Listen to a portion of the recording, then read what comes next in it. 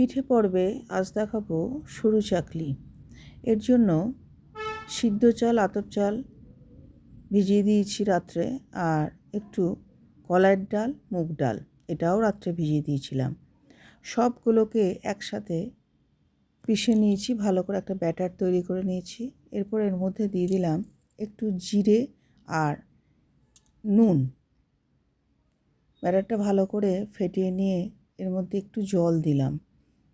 জলটা বুঝে দিতে হবে, খুব পাতলা না, খুব গাঢ়ও যাতে না হয় সেই রকম। এবার একটা ননস্টিক প্যানের মধ্যে প্রথমে অল্প একটু তেল ব্রাশ করে নিয়েছিলাম, দিয়ে এক হাতা দিয়ে এইভাবে ঘুরিয়ে ঘুরিয়ে দেখুন প্রথমটা এই রকম হলো। পরপর কয়েকটা দেখাই আপনাদের। করতে গিয়ে প্রথমে খুব টেনশনে ছিলাম, উঠবে কি উঠবে না। তারপর খুব মজা লাগছিল, দিচ্ছি আর উঠে যাচ্ছে।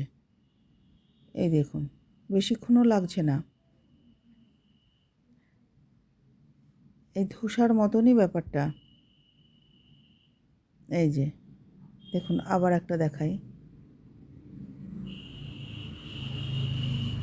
বেশিক্ষণ টাইম লাগছে না, 20-30 সেকেন্ডের মধ্যে হয়ে যাচ্ছে। আঁচটা কিন্তু মিডিয়ামে থাকবে, মিডিয়াম টু লো,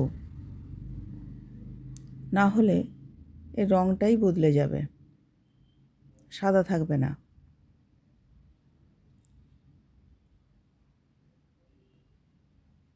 এই দেখুন, সবগুলো কিন্তু খুব নরম হয়েছিল,